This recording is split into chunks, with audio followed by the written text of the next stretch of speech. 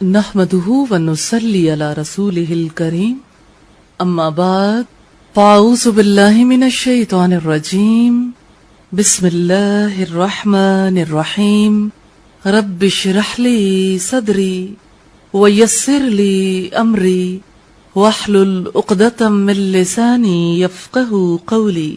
اصلاح کے ساتھ رنگ کا 24واں میسج دیکھتے ہیں۔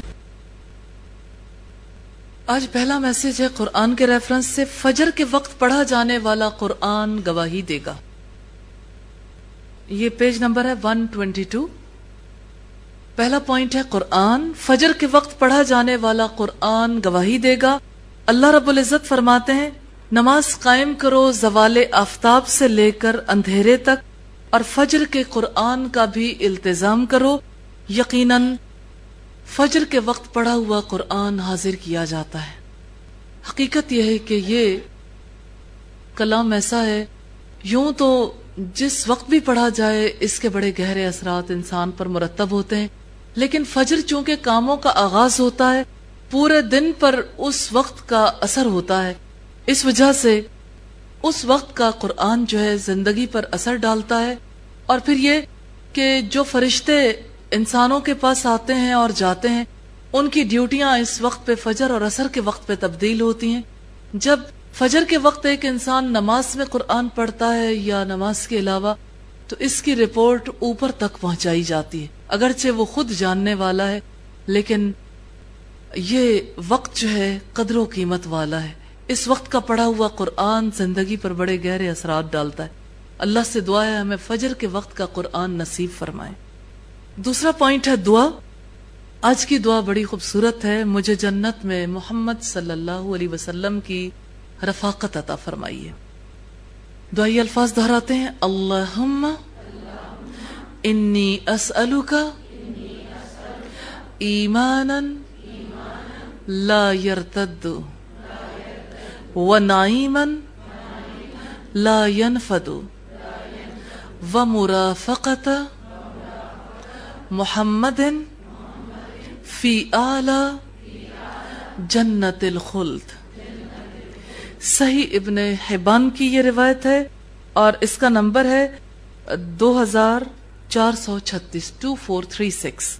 اللہ میں تجھ سے کبھی نہ پھرنے والے ایمان کا سوال کرتا ہوں، اور ایسی نعمت کا جو کبھی ختم نہ ہو، اور جنت خلد کے اعلیٰ درجوں میں محمد رسول اللہ صلی اللہ علیہ وسلم کی رفاقت کا۔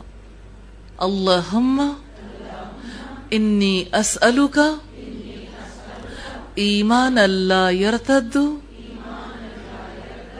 ونعیما لا ینفد ومرافقت محمد فی اعلی جنت الخلد۔ نماز میں آج ہم تشہد ہی کے حوالے سے دیکھیں گے، وَأَشْهَدُ أَنَّ مُحَمَّدًا عَبْدُهُ وَرَسُولُهُ، اور میں گواہی دیتا ہوں کہ محمد صلی اللہ علیہ وسلم اللہ کے بندے اور رسول ہیں۔ گواہی دیتے ہوئے ایک انسان دو طرح کی فیلنگز کے اظہار میں ہو سکتا ہے۔ ایک تو یہ کہ ایک انسان لابلد ہو کہ میں کیا کہہ رہا ہوں کیا نہیں، اپنے ذہن میں اپنے سارے کاموں کو یاد کرتا رہے، اسے زبان سے کہے جانے والے الفاظ کا احساس ہی نہیں ہوتا میں نے کہا کیا ہے۔ جیسے عام طور پر تشہد میں بیٹھتے ہیں تو اگر ادھر ادھر کی کوئی سوچ ذہن میں آئے، یہ بات ذہن میں نہیں رہتی کہ یہ گواہی کس کے سامنے ہے۔ دوسرا انسان وہ ہے جو گواہی دیتے ہوئے یہ سوچتا ہے کہ میں اپنے اللہ کے آگے گواہی دے رہا ہوں کہ محمد صلی اللہ علیہ وسلم اس کے رسول بھی ہیں اور اس کے بندے۔ تو یہاں سے خاص بات ہمیں پتہ چلتی ہے جس کو نماز کے اندر سوچنا ہے کہ اگر رسول اللہ اللہ کے غلام تھے تو مجھے بھی غلامی کرنی، اگر ان کی غلامی کی گواہی ہے تو اپنی غلامی کے لیے بھی اللہ ہی کو گواہ بنانا ہے کہ اللہ ہی نے انہیں رسول بنا کر بھیجا، اللہ ہی نے انہیں اس مشن پر بھیجا اور انہوں نے رسالت کا حق ادا کر دیا۔ اللہ سے دعا کرنی ہے کہ اللہ تعالیٰ رسالت کے مشن کے حوالے سے ذمہ داریوں کو پورا کرنے کی توفیق عطا فرمائے۔ چوتھا پوائنٹ ہے نماز کے بعد کے اذکار۔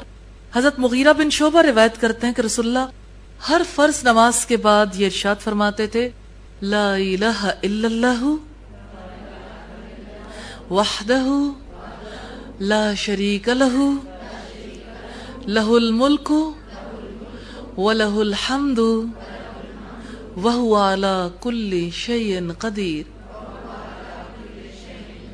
اللہم لا مانع لما آتیت ولا مؤتی لما منعت ولا ينفع ذا الجد منک الجد.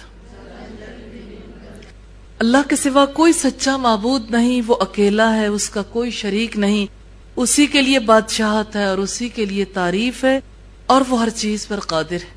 اللہ تیری عطا کو کوئی روکنے والا نہیں اور تیری دی ہوئی چیز کو کوئی عطا کرنے والا نہیں ہے، اور دولت مند کو اس کی دولت تیرے عذاب سے نہیں بچا سکتی. یہ جو آخری بات ہے نا، اور تیری روکی ہوئی چیز کو کوئی عطا کرنے والا نہیں ہے. بات یہ ہے کہ نماز کے بعد انسان جس طرح اللہ کے آگے اپنے آپ کو حاضر محسوس کر سکتا ہے، نماز سے پہلے نہیں. نماز سے پہلے کی کیفیت اور ہوتی ہے، تازہ تازہ ملاقات ہے، جو بات کہی جاتی دعائیں قبول ہوتی. یہ وہ وقت ہے فرض نماز کے بعد کے اذکار کے لیے یہ ذکر ہم سیکھ رہے ہیں. یہ وہ وقت ہوتا ہے انسان جو بات کہتا ہے اس کی ہر بات سنی جاتی. ہم نے اس سے پہلے دیکھا تھا نماز ختم کرتے رسول اللہ کیا الفاظ کہتے تھے؟ اللہ اکبر. اور 3 دفعہ کیا کہتے تھے؟ استغفر اللہ. اب دیکھیے یہاں بیٹھنے کا الحمدللہ فائدہ ہوا، سبھی کو پتہ لگ گیا. اور ایک اور دعا ہم نے سیکھی تھی، اللہم انت السلام ومنک السلام والی. اور تیسری یہ چیز ہے، ہر فرض نماز کے بعد اس کو ترتیب کے ساتھ ضرور شامل کر لیجئے.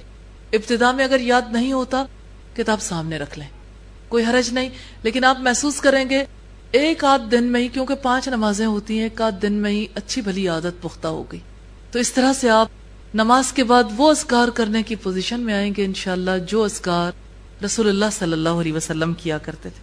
خشوع کے لیے نماز کے دوران ذہن میں ادھر ادھر کے خیالات آئیں تو جھٹک دینا ہے انشاءاللہ. 5ویں چیز اخلاق کے حوالے سے، آج ہم درگزر کے حوالے سے مختصر سی بات دیکھیں گے. اللہ رب العزت فرماتے ہیں اور انہیں معاف کر دینا چاہیے اور درگزر کر دینا چاہیے، کیا تم نہیں چاہتے کہ اللہ تمہیں معاف کر دے؟ یہ بات حضرت ابوبکر صدیق کے بارے میں نازل ہوئی ہے. حضرت ابوبکر صدیق نے جب یہ سنا تھا تو اسی وقت کہا، کیوں نہیں ہے ہمارے رب، ہم تو چاہتے ہیں کہ آپ ہمیں معاف فرما دیں. تو جو شخص یہ چاہتا ہو کہ اللہ اسے معاف کر دے، اس کو چاہیے کہ وہ دوسروں کو بھی معاف کر دے. ہے کافی مشکل کام، اس وقت پہ زیادہ مشکل ہوتا ہے جب انسان غصے میں ہو. درگزر کرنا بڑا ڈیفیکلٹ ہوتا ہے، لیکن ایک انسان جب نیکی کے راستے پہ چلتا رہتا ہے، آہستہ آہستہ اللہ تعالیٰ اسے موقع محل کے مطابق بھی درگزر کرنا سکھا دیتے. کچھ لوگوں کو ہمیشہ موقع گزرنے کے بعد ہی یاد آتا ہے کہ اس موقع پہ معاف کیا جا سکتا تھا، لیکن اگر یہ یاد آنا شروع ہو جائے تب بھی یہ پازیٹیو ہے. انسان یعنی موقع کے بعد یاد کرتا ہے، آہستہ آہستہ موقع پہ بھی یاد کرنا شروع کر دیتا ہے. 6ٹھی چیز ہے انفاق فی سبیل اللہ کے حوالے سے. صدقہ آگ سے آزادی کا ذریعہ ہے. رسول اللہ نے فرمایا، تصدقوا فإن الصدقة فکاکم من النار. صدقہ کرو، صدقہ آگ سے آزادی کا ذریعہ ہے. حقیقت یہ ہے کہ انسان کا آج کا صدقہ کل کا سایہ بننے والا ہے. رسول اللہ نے فرمایا صدقہ مومن کا سایہ ہے. اور آپ نے فرمایا اتقوا النار ولو بشق تمرہ. آگ سے بچو اگرچہ کھجور کا ایک ٹکڑا دے کر ہی بچو.